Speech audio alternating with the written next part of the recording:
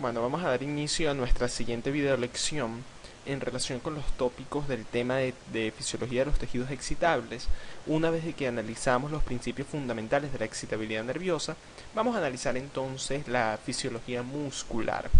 Recuérdense que los músculos pues son unos órganos sumamente nobles de la economía, son unos órganos sumamente importantes dentro del sistema humano. Recuérdense que gracias a los músculos, gracias a la contracción muscular, nosotros permitimos el desplazamiento de las diferentes articulaciones del cuerpo, lo cual nos permite, como por ejemplo a esta muchacha, saltar corriendo en la playa, disfrutar en una playa paradisíaca, como lo pudiese ser aquí cerca, tal vez la Bahía de Cata, Choroní, un poquito más lejos Margarita, Playa El Agua, Playa El Yaque, o un poquito más exótico Francisquí en Los Roques.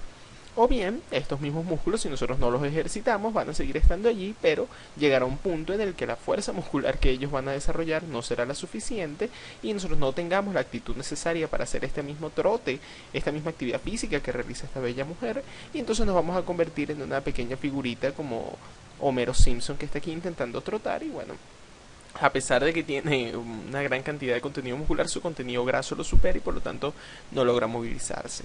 ¿Por qué decimos esto? Porque realmente la fisiología muscular juega un papel trascendental dentro del organismo humano.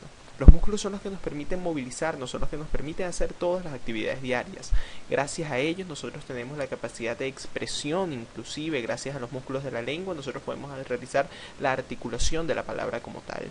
Sin embargo, la musculatura esquelética, la musculatura somática, ejemplificada por este pequeño hombre que podría ser fácilmente un fisicoculturista o un jugador de fútbol americano, fíjense cuán desarrollado presenta toda su musculatura esquelética. Pero no solamente se queda acá, el músculo también se encuentra presente dentro de la capa interna del corazón, constituyendo el miocardio, siendo el responsable entonces de generar la fuerza necesaria para permitir la propulsión, el impulso de la sangre a través de todos nuestros vasos sanguíneos. Sin él sería imposible lograrlo. Y finalmente tenemos el músculo liso presente en todos nuestros órganos, dando la tonicidad a la pared de todos nuestros órganos huecos del organismo, permitiendo por ejemplo la propulsión de alimentos a través del sistema digestivo, permitiendo el movimiento de los ojos a nivel de los músculos extraoculares, etcétera, etcétera. Entonces, el músculo es un órgano que está constituido básicamente por un conjunto de fibrillas musculares o filamentos musculares. De acuerdo a cómo se organizan estas miofibrillas, nosotros lo clasificamos básicamente en dos grupos, el músculo de tipo estriado y el músculo de tipo liso. La gran diferencia que se presenta en los dos es la disposición de estas miofibrillas o de estos miofilamentos. Las miofibrillas, en el caso del músculo estriado, siguen una organización repetitiva, dispuestas de manera regular y ordenada en lo que sería su unidad estructural, que es la sarcómera como tal. El músculo estriado entonces presenta estas estriaciones transversales características de la microscopía electrónica, que son los sarcómeros. Fíjense que el músculo estriado se encuentra dividido a su vez en dos grandes grupos, lo que sería el músculo de tipo esquelético y el músculo cardíaco. El músculo esquelético es el responsable de la musculatura somática como tal, el músculo de control voluntario, el que nos permite el desplazamiento de las articulaciones y los huesos. Mientras que el músculo cardíaco, como ya dijimos, está representado por el miocardio como tal, es un músculo totalmente de control involuntario, aunque presenta estas extracciones transversales igualmente. El músculo liso, por el contrario, no presenta esta organización estructural, repetitiva, ordenada de las miofibrillas, que es el sarcómero, pero eso no quiere decir que no tenga miofibrillas. Si las tiene, claro que las tiene, y eso es lo que permite su contracción. Sin embargo, no están ordenadas y por lo tanto no se ven estriaciones transversales a la microscopía. Fíjense acá la disposición de un sarcómero. Un sarcómero no es más que la organización repetida de las miofibrillas constituyentes de los músculos, que son básicamente los filamentos delgados de actina, que son estos azules que vemos acá, y los filamentos gruesos de miosina, que serían estos color carne que evidenciamos acá. Fíjense que toda sarcómera se dispone por una región central constituida exclusivamente por filamentos gruesos y una región periférica donde se solapan los filamentos gruesos con los filamentos finos. Fíjense que toda la región en donde se presentan filamentos gruesos, bien sea solos en el centro o solapados con los finos en la periferia, constituye la llamada zona o banda A o banda anisotrópica. Por el contrario, tenemos una pequeña banda hacia la periferia constituida solamente por filamentos finos que se denomina banda I o banda isotrópica. Fíjense que en el medio de la banda A nosotros tenemos una región constituida exclusivamente por filamentos gruesos, por las colas de los filamentos gruesos, que se denomina banda H. Entre la banda H, en el medio de la banda H, tenemos una pequeña línea que constituye la unión entre los filamentos gruesos de un lado y los del otro lado. Es decir, se unen las colas de ambos filamentos gruesos. Esta pequeña línea se denomina línea M. Fíjense entonces que también tenemos hacia la periferia una pequeña línea en donde se produce el anclaje de los filamentos delgados entre sí. Este disco o línea se denomina línea Z y es el límite como tal de la sarcómera. Nosotros denominamos que un sarcómero es todas aquellas miofibrillas que están constituidas entre dos líneas Z. Entonces comprende media banda I, toda una banda A y finalmente otra banda I. Aquí vemos a la microscopía electrónica del sarcómero. Fíjense que tenemos una zona central constituida solamente por filamentos gruesos, que es la zona H. Tenemos una zona en donde está el solapamiento de los filamentos gruesos y finos, que se denomina la banda A. Y finalmente fíjense acá una zona mucho más isotrópica, mucho más clara, que es la banda I. Y fíjense acá finalmente esta pequeña banda más oscura, que sería el disco o banda Z. Entonces, el músculo esquelético, desde un punto de vista ya histológico, es una célula multinucleada, es una célula sincitial, en el sentido de que es una gran cantidad de citoplasma constituido por que contiene a su vez una gran cantidad de núcleos ubicados hacia la periferia, núcleos aplanados, ovoides aplanados. Y fíjense acá cómo nosotros vemos en una tinción hematoxilina-eosina todas las estriaciones transversales. ¿Se fijan? Son muchas bandas que van atravesando transversalmente o longitudinalmente, transversalmente realmente de acuerdo al corte, toda la célula muscular. En el caso del músculo cardíaco, vean la pequeña diferencia, no es una célula multinucleada como tal, son células uninucleadas y fíjense esta característica, son células que se encuentran acopladas unas con otras, mediante unas estructuras que se denominan discos intercalares. El músculo cardíaco, si están acoplados unas con otras, entonces este acoplamiento electromecánico le da la característica de una sinapsis ¿de qué tipo? ¿Sí? Una sinapsis de tipo eléctrica, en donde entonces mediante gap junction todas las células se comportan como un sinsitio. Esto implica que cuando una célula se contrae, todas las células adyacentes se contraen al mismo tiempo. Esto es sumamente importante ya que permite que el miocardio de toda una región se contraiga al mismo tiempo. Por ejemplo, todo el miocardio de las aurículas se contrae al mismo tiempo, todo el de los ventrículos al mismo tiempo. Fíjense que desde el punto de vista histológico tenemos igualmente todas las estriaciones transversales y estas regiones un poquito más coloreadas que serían los discos intercalares. En el caso del músculo liso, vean la diferencia, son células ahusadas, largas, de núcleos centrales ovoides y no presentan las estriaciones transversales. Fíjense desde un punto de vista de un preparado histológico, desde el punto de vista histológico, si no se acuerdan, constituyen en la mayoría de preparados histológicos que nosotros vemos en la cátedra, pues vemos músculo liso, ya que se encuentra constituyendo la pared de casi todos los órganos del organismo, ¿no? Fíjense entonces que son células alargadas con un núcleo central ovoide y no se presentan las estriaciones transversales. Aquí para resumir, entonces, fíjense cómo el bíceps, en este caso, musculatura somática, está constituido por una célula muscular esquelética alargada multinucleada, el corazón del miocardio, células uninucleadas, mononucleadas, pero acopladas electromecánicamente, con estriaciones igualmente, y en la pared de los órganos, de los vasos sanguíneos, ejerciendo un punto de vista de un control involuntario autonómico, tenemos las células musculares lisas, ahusadas, alargadas, con un núcleo central alargado, sin estriaciones transversales. Habíamos mencionado entonces que todos los músculos se encuentran constituidos por una serie de filamentos o fibrillas. Estos son tres: los filamentos de actina, también llamados microfilamentos o filamentos delgados, los filamentos de miosina o filamentos gruesos y los filamentos conectores. Los filamentos de actina están constituidos por tres proteínas. Una proteína central que constituye una doble hélice, que es la actina como tal. La actina está constituida por pequeñas bolitas de chicle, monómeros, que se llaman actina glomerular o actina globular, que no son más que pequeñas peloticas de actina, monómeros de actina. Cuando estos monómeros de actina se asocian uno con otro, se forma el filamento de actina o actina F, actina filamentosa. La actina presenta el sitio activo para la interacción con la miosina, es decir, básicamente todo el sistema de contracción muscular se produce por una interacción repetitiva cíclica entre la miosina y la actina. La actina presenta un sitio activo para con la miosina, en donde se produce la interacción entre ambas. Este sitio activo en algunos momentos, en la mayoría de los momentos, se encuentra bloqueado por acción de una proteína denominada tropomiosina. La tropomiosina es una proteína que discurre entre las dos cadenas, entre la doble hélice de la actina, y oculta este sitio activo de ella para con la miosina. Finalmente tenemos una proteína bien importante denominada troponina. La troponina es una proteína heterotrimérica constituida por 3 subunidades, la troponina T, la troponina C y la troponina I, que se encuentra cada 7 residuos de actina, cada 7 bolitas de actina. La función de ella es regular el inicio de la contracción muscular. Básicamente, el desencadenante de la contracción muscular va a ser el aumento de las concentraciones de calcio intracelulares. Este aumento de las concentraciones de calcio permite la unión con la troponina C. La troponina C desplaza la tropomiosina lateralmente, lo cual permite exponer el sitio activo de la actina para con la miosina y desencadenar la interacción entre ambos filamentos. En el caso de los filamentos de miosina, estos están constituidos por una cabeza y una cola. Las colas se llaman las cadenas pesadas de miosina y tenemos 2 cabezas que constituyen las cadenas ligeras de la miosina. Entonces tenemos una cola y 2 cabezas. En las cabezas ligeras, las cabezas que son las cadenas ligeras de miosina tienen actividad ATPasa. Esto implica que son capaces de fijar ATP e hidrolizarlo a ADP y pirofosfato. Esto es importante en relación con la significación que va a tener en el ciclo de puentes cruzados. Y por último tenemos una serie de filamentos conectores que no hacen más que conectar filamentos. Tenemos 2, la titina y la nebulina. La titina fija el filamento grueso a la línea Z, por ejemplo.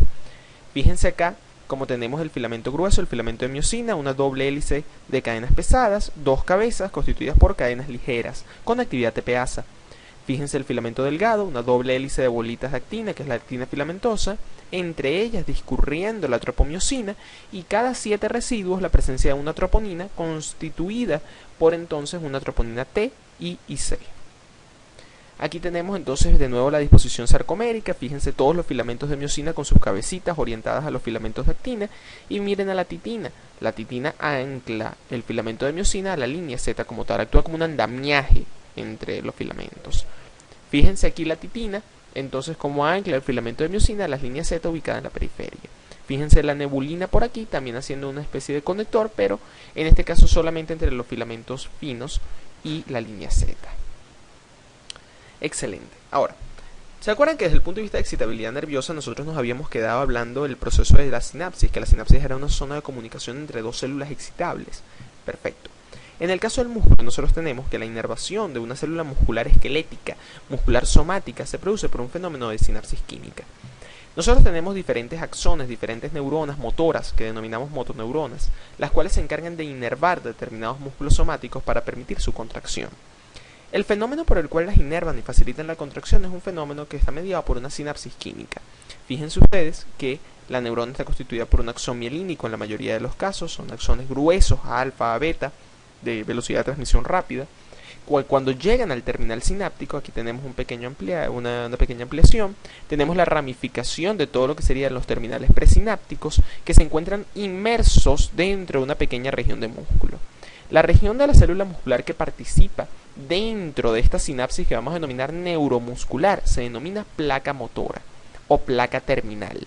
La placa motora o placa terminal entonces es esta pequeña región de la célula muscular que está en contacto con el terminal presináptico de la motoneurona para realizar el proceso de sinapsis y comunicación.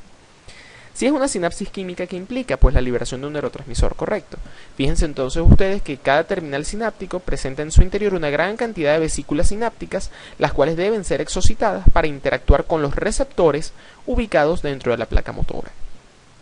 El neurotransmisor responsable de la inervación neuromuscular esquelética somática es la acetilcolina. Como habíamos dicho en el video anterior, la acetilcolina se forma a partir de la colina y el acetil-CoA por la colina acetiltransferasa y se empaqueta en vesículas de secreción, esperando que el aumento de las concentraciones de calcio por la llegada del potencial de acción al terminal presináptico para ser liberada. Cuando se libera la acetilcolina, ella interactúa con su receptor específico ubicado en la placa motora, generando entonces una respuesta posináptica en la placa motora. Desgraciadamente se me pasó colocarles unas imágenes acá de los diferentes tipos de receptores de acetilcolina. Pero la acetilcolina, señores, tiene 2 tipos de receptores. Unos receptores que se llaman de tipo nicotínico y unos que se llaman muscarínicos. Los receptores nicotínicos de acetilcolina son receptores que pertenecen a la familia de receptores ionotrópicos. Es decir, cada receptor es un canal iónico de por sí, ¿ok? Per se es un canal iónico. Entonces, cuando llega la acetilcolina y se une a una subunidad externa de este receptor, se abre el canal iónico y permite la entrada de sodio al interior de la célula. Si mete sodio al interior de la célula, genera entonces un potencial despolarizante, un potencial excitatorio. En el caso de los receptores muscarínicos, es un receptor de tipo metabotrópico. Esto quiere decir que es un receptor acoplado a una cascada de segundos mensajeros. En este caso, cuando llega la acetilcolina a un receptor muscarínico, se activa un sistema de proteína G y se activan un conjunto de sistemas efectores que producirán IP3 y diacilglicerol o AMP cíclico, etcétera, etcétera. En el caso de la placa motora, el receptor que presentamos es un receptor nicotínico muscular. Entonces, cuando llega la acetilcolina e interactúa con el receptor nicotínico, abre el canal y entra una gran cantidad de sodio al interior de la placa motora, generando entonces un potencial postsináptico excitatorio. Este potencial postsináptico excitatorio recibe un nombre propio cuando nosotros consideramos la placa motora y se llama potencial de placa motora. Es el potencial postsináptico excitatorio de la unión neuromuscular que se produce por la señal del potencial de acción de la motoneurona. Finalmente, una vez que la acetilcolina interactúa con su receptor, la acetilcolina finalmente se degrada por la enzima acetilcolinesterasa a acetato y colina. Recuérdense que la colina se recapta al interior del terminal presináptico para volver a sintetizar más acetilcolina. Entonces, en el caso de la unión neuromuscular, nosotros podemos establecer que es una sinapsis de tipo química porque está mediada por la liberación de neurotransmisores, colinérgica porque implica la liberación de acetilcolina y nicotínica porque el receptor involucrado es el receptor nicotínico de acetilcolina. Ahora, una vez que se genera el potencial de placa motora, que era el potencial postsináptico excitatorio, ¿se acuerdan que estos potenciales postsinápticos, de acuerdo al video pasado, eran sumados en el caso de la neurona espacial y temporalmente para decidir en el cono axónico si yo llegaba a generar el potencial de acción? Perfecto. En el caso del músculo esto no ocurre de la misma manera. En el caso del músculo los potenciales de placa motora no se suman. Ocurre un potencial de placa motora, el cual siempre tiene la amplitud suficiente como para llegar al umbral de los canales de sodio voltaje dependientes musculares y generar el potencial de acción muscular. Esto es bien interesante, recuérdenlo. El potencial de placa motora siempre tiene la amplitud suficiente necesaria para llegar al umbral de la célula y abrir canales de sodio voltaje dependientes masivamente, permitir entonces la génesis del potencial de acción muscular. El potencial de acción muscular pues es parecido al potencial de acción neuronal, la diferencia es que básicamente dura un poco más y no tiene una fase de hiperpolarización, solamente tiene una fase de despolarización y repolarización. Ahora, una vez que se genera el potencial de acción muscular, él se propaga a lo largo del sarcolema o la membrana plasmática del músculo. Sin embargo, vamos a ver esta cosa bien característica. El potencial de acción muscular, que es la respuesta eléctrica que genera el músculo ante la excitación nerviosa, propaga al interior como tal de la célula muscular del sarcoplasma como tal, gracias a unas invaginaciones de trecho en trecho que presenta el sarcolema que se denominan túbulos transversos o túbulos T. Fíjense que el sarcolema se invagina de trecho en trecho formando el túbulo T. ¿Y qué tiene al lado el túbulo T? El túbulo T tiene al lado cisternas del retículo sarcoplásmico y tiene al lado las sarcómeras. ¿Qué quiere decir esto? Que existe una integración, debemos suponer que debe existir una integración entre la señal eléctrica del músculo y los componentes contráctiles intracelulares. El retículo sarcoplásmico del músculo es el principal almacén de calcio intracelular y el calcio es el principal desencadenante de la contracción muscular, de tal manera que existe algún tipo de relación entre la señal eléctrica que se propaga por la membrana plasmática muscular y como tal el almacén de calcio intracelular y el sistema contráctil de las miofibrillas. Esta relación que se presenta entre una invaginación de túbulo T asociada a ambos lados de la membrana a cisternas del retículo sarcoplásmico se denomina tríada y es característica del músculo esquelético, ya que en el músculo cardíaco encontramos una díada. Ahora, vamos a pasar a lo que sería el acoplamiento excitación-contracción. ¿Qué sería esto? La excitación del músculo, ejemplificada por la generación del potencial de acción muscular, es el primer paso que va a desencadenar, a gatillar la contracción muscular. Este fenómeno por el cual el potencial de acción muscular desencadena la contracción muscular, básicamente mediado por el aumento de las concentraciones de calcio intracelulares, es el acoplamiento excitación-contracción. Fíjense que depende de la interacción de dos tipos de elementos. Vamos a ejemplificarlo un poquito mejor. Una vez que yo genero la liberación del neurotransmisor, en este caso acetilcolina en la placa motora, se genera el potencial de acción muscular. El potencial de acción muscular se propaga a lo largo de la célula y cuando se propaga a lo largo de la membrana, entra al interior del túbulo T. Cuando entra al interior del túbulo T, él se encuentra con un receptor que actúa como un sensor de voltaje en el interior del túbulo T, que se denomina receptor de dihidropiridina. Es este señalado con la flecha azul. El receptor de hidropiridina se encuentra acoplado electromecánicamente, en el caso del músculo esquelético, a un receptor intracelular anclado al retículo sarcoplásmico que se denomina receptor de rianodina, ejemplificado por la flecha verde.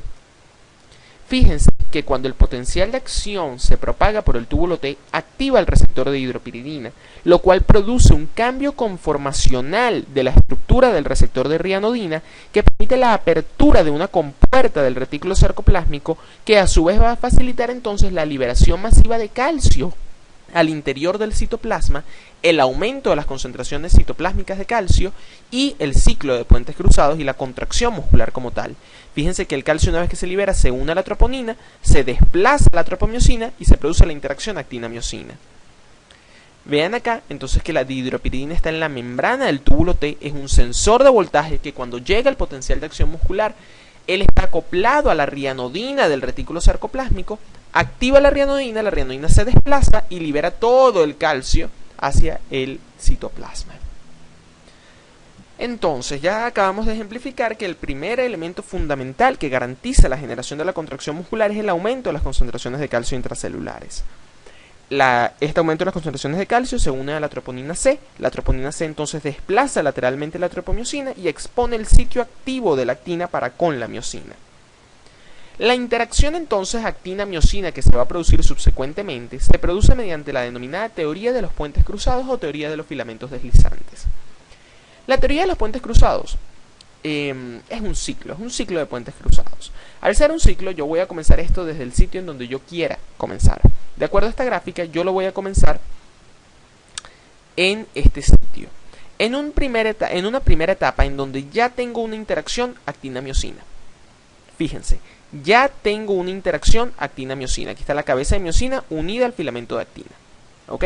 Esto ya ocurre después de una contracción muscular. Vamos a iniciar un nuevo ciclo. Si yo tengo unido la miosina a la actina, yo tengo que disociarlas para permitir un nuevo ciclo. Por lo tanto, va a llegar una molécula de ATP a unirse a la cabeza de miosina, formando un complejo miosina-ATP. El complejo miosina-ATP tiene baja afinidad por la actina. Por lo tanto, cuando llega la molécula de ATP, se disocia la cabeza de miosina del filamento de actina.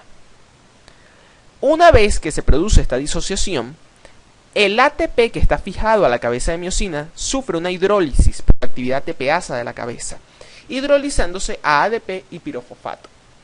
Este complejo ahora, miosina-ADP-pirofosfato, tiene alta afinidad por la actina, de tal manera que se va a producir una interacción ahora miosina-ADP-pirofosfato con la actina.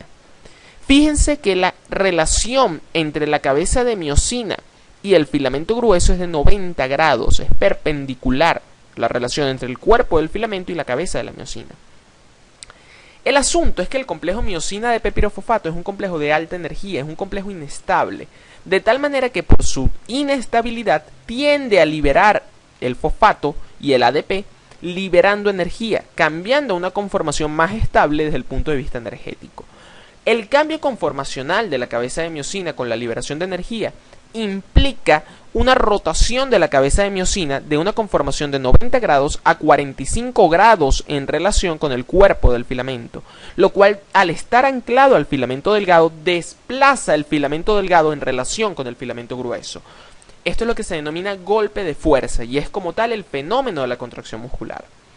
Fíjense que una vez que se libera el ADP y el pirofosfato, vuelvo al complejo miosina-ATP, que se denomina complejo de rigor, de hecho, y en una interacción de 45 grados. Ya ocurrió la contracción muscular. Luego debe llegar nuevamente una bolita de ATP, disociar el complejo, volver a hidrolizarse a ATP y pirofosfato y volver a unirse.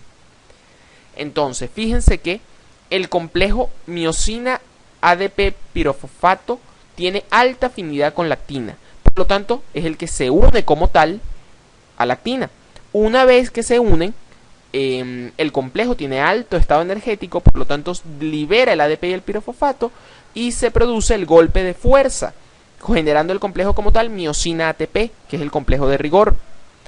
Una vez que se genera el complejo actomiosina por la liberación del ADP y el pirofosfato, se une una molécula de ATP formando un complejo actina-miosina-ATP, el cual tiene baja afinidad por la actina. Se disocia la molécula y vuelve a comenzar el ciclo.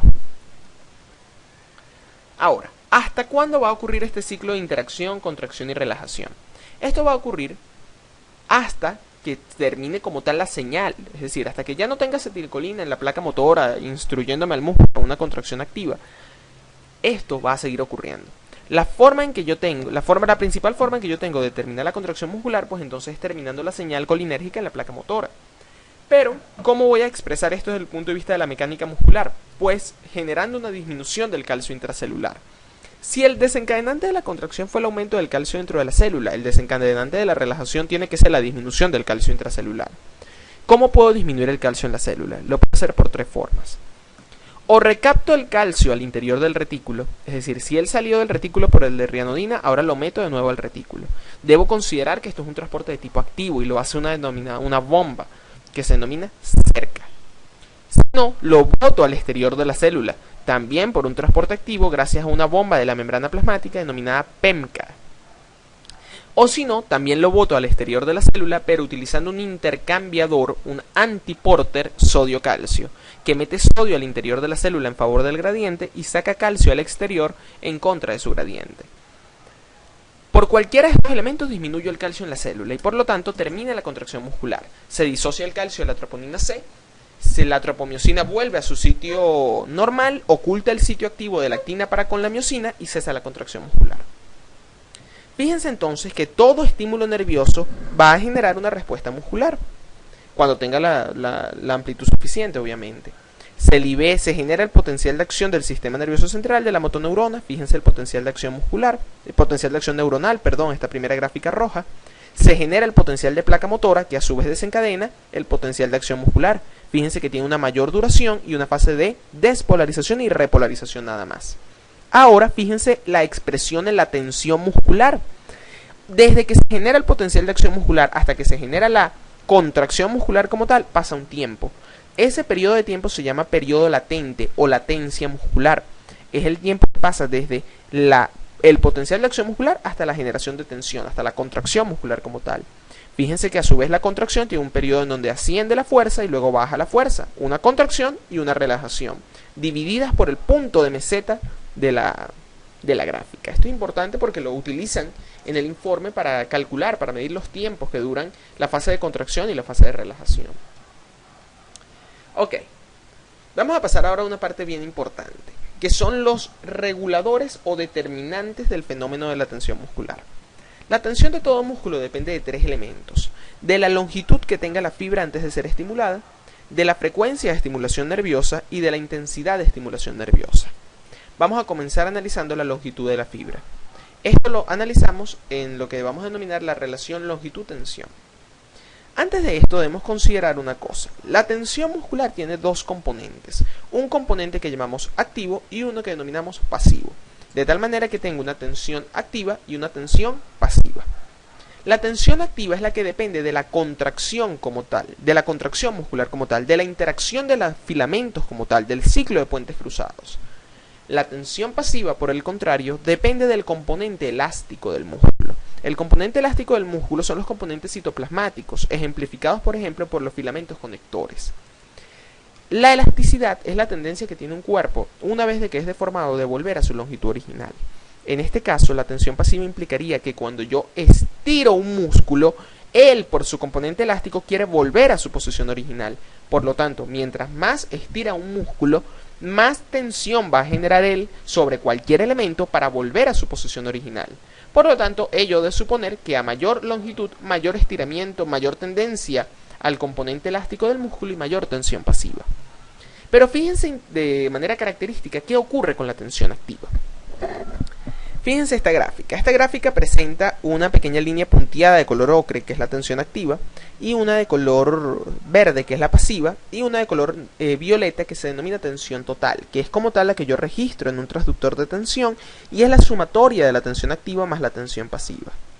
Miren cómo se modifica la tensión activa en base a la longitud muscular. Cuando la longitud del músculo es muy bajita, la tensión activa generada es baja. A medida que yo aumento la longitud del músculo, aumenta la tensión activa generada. Pero llega un punto en el que aumento mucho la longitud del músculo que cae la tensión activa. ¿Y cuál aumenta? Porque estoy aumentando la longitud, la tensión pasiva. ¿Por qué se produce esto? Fíjense acá. Fíjense la disposición sarcomérica. Cuando la longitud del músculo es baja, fíjense cómo están los sarcómeros. Los filamentos en el sarcómero están superpuestos uno con otro, de tal manera que no pueden tener un deslizamiento ideal. Por lo tanto, a una baja longitud muscular, los filamentos de los sarcómeros están superpuestos uno con otro, no pueden deslizarse adecuadamente y la fuerza de la contracción muscular es baja. A medida que yo distiendo el músculo, la disposición de los miofilamentos va mejorando. De estar muy solapados, amuñuñados uno con otro, ahora pasan a estar a una mejor disposición. Por lo tanto, la tensión activa aumenta.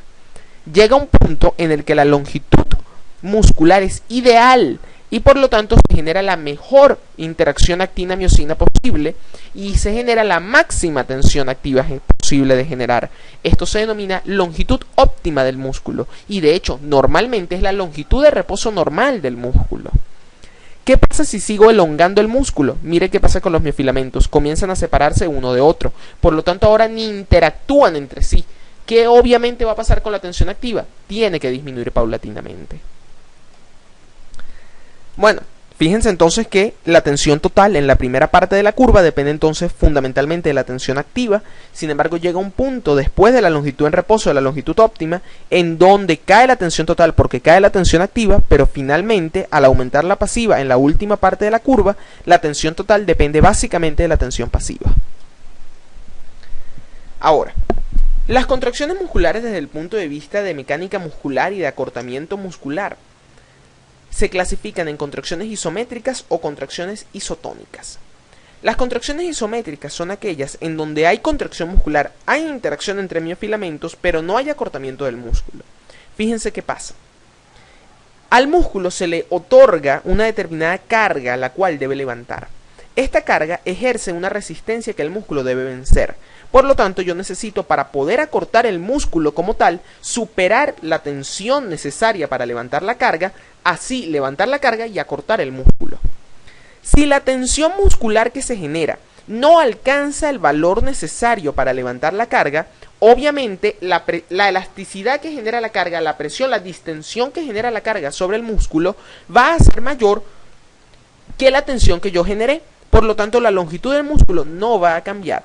Esto es una contracción isométrica. Repito, es la contracción en la cual la tensión muscular generada no alcanza la tensión necesaria para levantar una carga y por lo tanto el componente elástico no es vencido y la longitud del músculo no se modifica.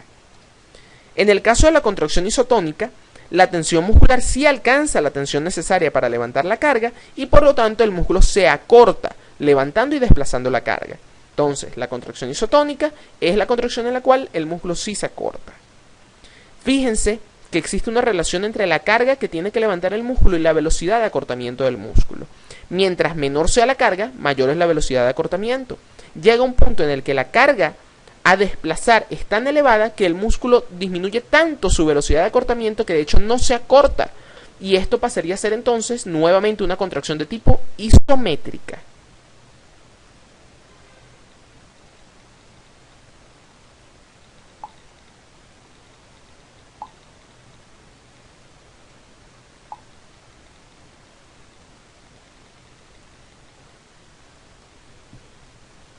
Ok, perdón por este pequeño retraso. Ahora vamos a hablar del siguiente determinante de la tensión muscular, que es la frecuencia de estimulación nerviosa. Esto es bien importante. El músculo esquelético como tal no presenta periodo refractario, de tal manera que todos los potenciales de acción que pueden generarse a nivel muscular pueden irse solapando uno con otro. Si cada potencial de acción muscular genera una liberación de calcio al interior del citoplasma y yo genero otro potencial de acción muscular, yo voy a generar mayor liberación de calcio al citoplasma. Mientras más potenciales de acción musculares yo genere en un momento determinado, más calcio voy a liberar al citoplasma. Mientras más calcio tenga, más interacción entre miofibrillas y más ciclos de puente cruzados voy a tener. Por lo tanto, mayor tensión activa voy a generar. ¿De qué va a depender la mayor cantidad de esta cosa, de potenciales de acción musculares voy a generar? ¿De qué va a depender? De la cantidad de potenciales de acción neuronales que yo genere. Por lo tanto, mientras mayor frecuencia de estimulación nerviosa tenga yo, mayor cantidad de potenciales de acción musculares tengo y más liberación de calcio del citoplasma tengo, y por lo tanto más ciclo de puentes cruzados, más interacción entre miofilamentos y mayor contracción muscular. Fíjense acá cómo se produce esto. Cuando yo genero un estímulo nada más, un solo estímulo, contraigo el músculo, relajo. Contraigo, relajo. Esto se denomina sacudida simple. Cuando yo aumento la frecuencia de estímulos y yo doy un estímulo, contraigo, pero cuando voy a relajar doy un segundo estímulo, no le doy el tiempo completo al músculo para que se relaje y disminuya la concentración de calcio, sino que en ese tiempo ya le estoy dando una nueva estimulación, liberando más calcio. Por lo tanto, este calcio nuevo que estoy liberando se superpone al calcio que he liberado anteriormente, generando ahora una segunda contracción muscular, que se denomina así suma de ondas. Esta suma de ondas puede aumentar su frecuencia. Fíjense aquí, si aumento la frecuencia de estímulos, aumenta como tal la suma de ondas y aumenta obviamente la tensión activa que genera el músculo. Si aumento aún más la frecuencia de estimulación, llega un punto en el que ni siquiera le doy tiempo al músculo para relajarse, sino que ahora la fuerza de contracción que él genera, la tensión que genera es una meseta. No hay periodo de relajación. Esto se denomina tétanos. Entonces veamos aquí cómo en la relación con la frecuencia de estimulación es que nosotros vamos progresando desde una sacudida simple a un tétanos en base a una mayor concentración de calcio intracitoplásmico por darle un menor tiempo de relajación al músculo. Fíjense aquí otras cositas interesantes. El fenómeno escalera. El fenómeno escalera o fenómeno de Trepe se produce cuando yo estimulo a una misma frecuencia e intensidad un músculo. Estímulo, respuesta. Estímulo, respuesta. Estímulo, respuesta. Pero a medida que voy dando el estímulo, de repente se genera una mayor tensión muscular. Fíjense, es la misma frecuencia e intensidad y de repente tengo una mayor tensión muscular. No sabemos bien por qué ocurre esto. Se postula que puede ser porque de repente quede más calcio en el citoplasma o porque a mayor contracción muscular, mayor calor se genera en el músculo y trabajan más rápido las enzimas, pero no se sabe bien. Una contractura es la capacidad que tiene, o mejor dicho, es una respuesta de contracción muscular en ausencia de estimulación nerviosa. Se puede producir, por ejemplo, cuando se baña una determinada, como lo hicieron en la práctica, cuando se baña una determinada célula muscular con cloruro de potasio. El KCl, al tener una alta concentración de potasio, despolariza la célula muscular inmediatamente, generando un potencial de acción muscular en ausencia de estimulación nerviosa. Piensen por qué, no se los voy a decir, en nuestra clase de fisiología clínica lo vamos a hablar, pero piensen por qué bañar una célula muscular con grandes concentraciones de potasio extracelular puede generar espontáneamente un potencial de acción muscular y un aumento del calcio intracelular. Otro fenómeno se llama potenciación posttetánica, y esto dice que después de que yo genero un tétanos, después de que yo genero una alta tensión activa por una alta frecuencia de estimulación, después cuando yo genero una sacudida simple, esa sacudida simple tiene una mayor tensión que como si yo generara una sacudida simple en cualquier momento. La potenciación posttetánica también se postula que es porque puede quedar un poquito más de calcio en el interior de la célula o las enzimas pueden trabajar un poco más rápido. Bueno, existen diferentes tipos de combustibles musculares. Recuérdense que el músculo, para realizar todo este proceso, tanto de contracción como de relajación, porque la relajación en el caso de las bombas depende de ATP, al igual que para disociar los filamentos, disociar el complejo de rigor, depende entonces de un conjunto de elementos que me generen el ATP. El ATP se puede generar inicialmente por la degradación del fosfato de creatina. El fosfato de creatina puede degradarse a creatina, que es el precursor de hecho de la molécula creatinina. El fosfato de creatina se degrada, libera su grupo fosfato y ese fosfato se incorpora al ADP, donde por un proceso de fosforilación a nivel de sustrato se convierte en ATP. Este es el mecanismo más rápido de generación de combustible en una célula muscular. Posteriormente también puedo hacer ATP por glicólisis anaeróbica. Imagínense una célula muscular que está contrayéndose muy rápido. No doy tiempo al ciclo de Krebs ni a la cadena transportadora de electrones, de tal manera que la única forma de generar ATP sería la glicólisis anaeróbica, en donde yo voy a llegar a producir 2 moléculas de ATP nada más, finalmente piruvato, que se me pasa a lactato. La célula muscular, desde un punto de vista más lento, también puede hacer beta-oxidación de ácidos grasos, mediante los cuales utilizo lípidos, utilizo triacilglicéridos y produzco acetil-CoA que entra al ciclo de Krebs. o puede utilizar carbohidratos desde un punto de vista de una glicólisis aeróbica y igualmente terminar en el ciclo de Krebs y terminar en fosforilación oxidativa. Recuérdense ustedes que esta sería la vía de mayor producción de ATP. Yo produciría como tal 36 moléculas de ATP, lo cual es un rendimiento extraordinario, solamente que es un proceso más lento. Fíjense aquí, yo puedo hacer glicólisis, que puede ser aeróbica generando piruvato que pasa el ciclo de Krebs, o puede ser anaeróbica que pasa el lactato. Puedo hacer fosforilación directa a nivel de sustrato por el fosfato de creatina pasando a creatina, o bien puedo hacer fosforilación oxidativa también a partir de ácidos grasos.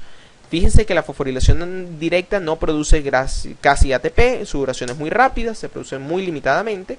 La glicólisis también es muy rápida, también su duración es limitada y solamente me produce 2 moléculas de ATP. Mientras que la fosforilación oxidativa es la mejor de todas, la puedo hacer cuando quiera, a la extensión que yo quiera mientras tenga combustible, pero es lenta, pero es la que me da el mayor rendimiento energético. Ahora, ¿se acuerdan que habíamos dicho entonces que tenemos varios determinantes? Era la longitud de la fibra, la frecuencia de estimulación y vamos ahora con la intensidad de estimulación nerviosa. Y aquí vamos a introducir ciertos conceptos interesantes. Los músculos están constituidos por diferentes fibras musculares, es decir, dentro de un músculo estriado, dentro del bíceps, existen diferentes células musculares esqueléticas. Cada una de estas fibras musculares esqueléticas tiene diferente connotación, tiene una diferente mecánica muscular en relación al combustible muscular que usa y a su resistencia a la fatiga y su velocidad de contracción. Ya vamos a hablar de eso. De acuerdo a estos parámetros, las fibras musculares se clasifican en fibras tipo 1 o fibras tipo 2. Entonces, cada músculo estriado tiene, o mejor dicho, cada músculo esquelético tiene una diferente disposición de fibras musculares dentro de él. Cada axón de la motoneurona, cada terminal presináptico de cada motoneurona, inerva solamente un grupo de fibras musculares de ese músculo en cuestión. Imagínense el nervio axilar inervando al deltoides. El nervio axilar se ramifica finalmente dando una gran cantidad de terminales presinápticos. Cada terminal presináptico inerva un grupito de fibras musculares del deltoides. Esas fibras musculares que son inervadas por esa axón son similares entre sí. Son todas fibras 1 o bien otras son todas fibras 2. El conjunto de fibras musculares inervadas por un determinado axón, por un determinado terminal presináptico, se denomina unidad motora. ¿Qué pasa? Dentro de cada músculo existen diferentes unidades motoras. Cada unidad motora tiene diferente umbral de estimulación nervioso. ¿Qué quiere decir esto? Hay unos axones y por lo tanto unas unidades motoras que se reclutan, que se activan y se contraen cuando la intensidad de estimulación nerviosa es baja. Otras solo se activan cuando aumento la intensidad de estimulación nerviosa. De tal manera que yo dentro del músculo puedo decidir qué unidades motoras voy a contraer en base a la intensidad de estimulación nerviosa que yo dé y al reclutamiento de unidades motoras que yo produzca. El reclutamiento de unidades motoras se va a producir en base a las necesidades fisiológicas del organismo. Si yo estoy caminando, no necesito contraer todo el músculo como tal, solamente contraigo algunas unidades motoras. Si yo comienzo a correr porque te está persiguiendo un choro, necesito entonces aumentar la intensidad de estimulación nerviosa, reclutar una mayor cantidad de unidades motoras y contraer todo el músculo como tal. Esto entonces se denomina respuesta graduada. La respuesta graduada es la gradación de la respuesta muscular, es la diferente amplitud de la respuesta muscular que se produce en base a necesidades fisiológicas y explicada por la diferente intensidad de estimulación nerviosa y reclutamiento de unidades motoras. Fíjense acá entonces que yo tengo las fibras tipo 1, son fibras de tipo lenta, son fibras que se contraen lentamente, son fibras que utilizan fosforilación oxidativa y por lo tanto son resistentes a la fatiga. Las fibras tipo 2 se clasifican en 2A y 2B. Las fibras tipo 2A son rápidas y resistentes a la fatiga, son fibras oxidativas glicolíticas. Por el contrario, las 2B son las más rápidas de todas, son las que tienen mayor fuerza contráctil, pero son fatigables. Hacen solamente glicólisis anaeróbica, por lo tanto, solamente resisten poco tiempo de contracción. Fíjense acá, si yo tuviera un músculo que tuviera fibras tipo 1 solamente, ¿qué pasa? Yo puedo mantener una fuerza contráctil alta por una mayor cantidad de tiempo porque es resistente a la fatiga. Si por el contrario solamente tuviera unidades tipo 2, ¿qué pasa? Las células se fatigarían rápidamente. No hemos hablado del concepto de fatiga, pero la fatiga es la disminución de la fuerza de contracción muscular, aunque se mantenga la intensidad, la estimulación nerviosa. Entonces yo mantengo la estimulación nerviosa, pero el músculo no aguanta, el músculo se fatiga, se come el ATP, se consume el ATP, se disminuye el pH por acúmulo de lactato de la glicólisis anaeróbica y cae la fuerza de contracción muscular. Un músculo por lo general tiene fibras 1 y 2, por lo tanto fíjense, resiste un poco más la fatiga. Aquí vemos por ejemplo cómo en un músculo podemos tener fibras rápidas, que son fibras grandes, de un color, fibras blancas, tienen poca mioglobina, por lo tanto son pálidas, mientras que las fibras lentas, las fibras tipo 1, son mucho más coloreadas, ¿ok? Son fibras rojas, ricas en mioglobina. Aquí vemos, por ejemplo, una microscopía electrónica en donde vemos unas fibras más coloreadas, fibras rojas y unas fibras más pálidas, entonces fibras tipo 1 y fibras tipo 2. Las unidades motoras también pueden ser de esta manera. Hay unidades motoras que son delgadas y unidades motoras que son gruesas. Las unidades motoras delgadas, si su axón es delgado, ¿cómo es la velocidad de conducción? Lenta. Si la de otra es un axón más grueso, ¿cómo es la velocidad de conducción? Rápida. Fíjense que hay unas unidades motoras que reclutan solamente una pequeña cantidad de unidades de fibras musculares, mientras otras reclutan una mayor cantidad de fibras musculares. Mientras menor cantidad de fibras musculares estén asociadas a una unidad motora, más fina es la contracción muscular, porque yo decido entonces qué unidad motora en particular voy a estimular y qué poquitas fibras musculares voy a generar. Por lo tanto, la tensión que va a generar el músculo es mucho más regulada. Por el contrario, si yo inervo una gran cantidad de fibras musculares, entonces si contraigo esa unidad motora, contraigo de golpe todas esas fibras musculares. Y por lo tanto, tengo menor capacidad de regular la tensión.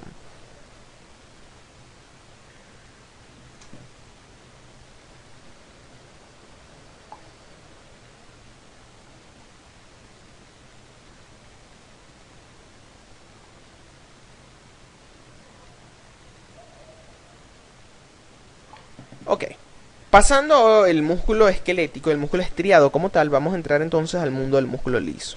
El músculo liso es un músculo bien interesante, señores. Miren, es un músculo que tiene varias características. Primero, ¿se acuerdan que dijimos que no tenía estas estriaciones transversales que eran el sarcómero como tal? ¿Ok? No era el sarcómero como tal, no presenta sarcómeros, sino que todos los miofilamentos se encuentran dispuestos sin seguir ningún orden en particular dentro de la célula, y se encuentran anclados a la membrana plasmática a través de unas estructuras de anclaje que se denominan cuerpos densos. Fíjense acá los filamentos finos y los filamentos gruesos, y anclados por estas cosas amarillas a la membrana de la célula, que son los cuerpos densos. Otra cosa interesante, en el músculo liso no es el calcio intracelular el que regula la contracción muscular. El músculo liso no tiene almacenes de calcio intracelulares significativos, por lo tanto no tiene un retículo sarcoplásmico desarrollado. Si el calcio intracelular no regula la contracción muscular, pues entonces no necesito la troponina. La troponina la usaba en el músculo esquelético. Igualmente vemos que no hay túbulos T. La célula es ausada. No tengo túbulo T y no tengo unión neuromuscular. El mecanismo de contracción del músculo esquelético, del músculo liso, es totalmente distinto. Fíjense, de hecho, acá. Fíjense cómo es la inervación del músculo liso.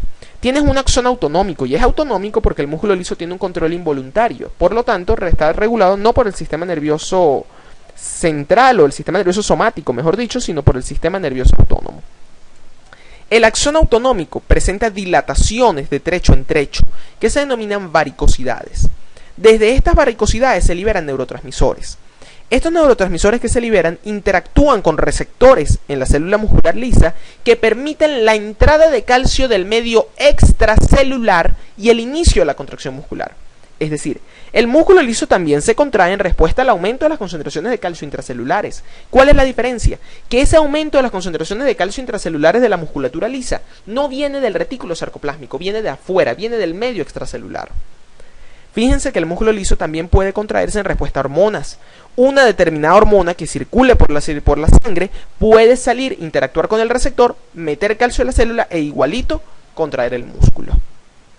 Fíjense que hay dos tipos de músculo liso, eso lo veremos ahorita. El músculo liso unitario, en el cual todas las células están acopladas electromecánicamente entre sí. Fíjense las gap junctions, aumenta el calcio en una célula y pasa a las células adyacentes. O células multiunitarias, donde cada célula es independiente entre sí. Por lo tanto, no hay libre comunicación. Fíjense que la contracción que genera el músculo liso es mucho más sostenida en el tiempo. El músculo esquelético genera una contracción que sube y cae. El cardíaco un poquito más prolongada, pero fíjense el liso, una contracción mucho más prolongada en el tiempo. Entonces dijimos que habían dos tipos. El músculo liso unitario, donde las células están acopladas electromecánicamente y actúa como un sinsitio. Por ejemplo, el músculo liso de los órganos como tal, de la pared de los órganos. Fíjense, se genera el potencial de acción en una célula y se propaga a lo largo de todas las células, se contrae como un todo. O el multiunitario, donde las células son independientes entre sí. Fíjense, por ejemplo, los músculos oculares, que regulan, por ejemplo, el diámetro del cristalino, los músculos de la acomodación, el músculo ciliar. Entonces, cada célula es independiente entre sí, ¿ok? El músculo liso unitario se parece al cardíaco, que dijimos que era un sincitio, mientras que el multiunitario se parece en este sentido al músculo esquelético. Una característica interesante del músculo liso son sus patrones de actividad eléctrica. Dentro del músculo liso hay algunas células que tienen actividad marcapaso. Son células que tienen la capacidad de autodespolarizarse, de generar oscilaciones espontáneas de su potencial de membrana. Fíjense aquí que unas células marcapasos pueden generar entonces de repente potenciales de acción. Generan potenciales de acción de repente y esto genera tensión muscular. En algunos casos, las células no tienen actividad marcapaso como tal, no generan potenciales de acción de repente, sino que tienen variaciones lentas, espontáneas de su potencial de membrana en forma de ondas, que se denominan ondas lentas. Estas ondas en algunos casos pueden llegar a un umbral y generar picos de potenciales de acción, que por lo tanto generan contracción muscular. La línea roja es la tensión muscular, la línea azul es el potencial de membrana.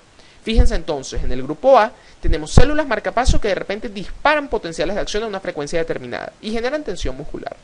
En la onda lenta tenemos pequeñas variaciones del potencial de membrana que pueden llegar a un umbral y desarrollar de repente potenciales de acción y por lo tanto tensión muscular. Las células del músculo liso multiunitario, por lo general, no presentan estas características, sino que presentan igualito pequeñas oscilaciones del potencial de membrana que generan cierto grado de contracción muscular, pero no desde un punto de vista fásico, no desde un punto de vista de un grupo, de un burst, de una explosión de potenciales de acción y una contracción repentina del músculo, sino más bien un grado tónico de contracción muscular. Esto se denomina tono muscular y se produce por una pequeña oscilación del potencial de membrana a lo largo del tiempo. Fíjense acá la contracción fásica. Genera un pequeño estímulo, sube el calcio en la célula, cae, se forman los puentes cruzados y se genera la fuerza y luego cae la tensión. La contracción tónica, el estímulo se prolonga en el tiempo y miren la fuerza muscular se prolonga igualmente en el tiempo. Ok, para terminar, el acoplamiento excitación-contracción del músculo liso. Este acoplamiento no es similar al del músculo estriado, es distinto. Primero les dije que el calcio provenía del exterior de la célula, ¿correcto? Entonces así, se genera el potencial de acción en el músculo liso en respuesta a la llegada del ligando, el neurotransmisor de la hormona. Se abren canales de calcio voltaje dependientes. Lo cual permite la entrada de calcio del exterior celular al interior de la célula. Aumenta el calcio dentro de la célula. Esto se une a una proteína que se denomina calmodulina, formando un complejo calcio-calmodulina. Este complejo calcio-calmodulina activa una proteína que se llama la quinasa de la cadena ligera de miosina.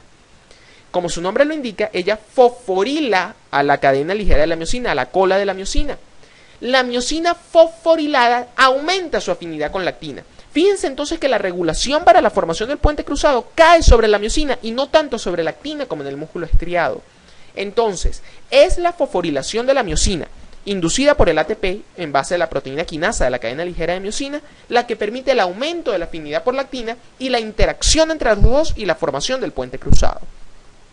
Posteriormente, cuando yo quiero terminar la interacción, quito el fosfato de la miosina por una fosfatasa de la cadena ligera de miosina y separo los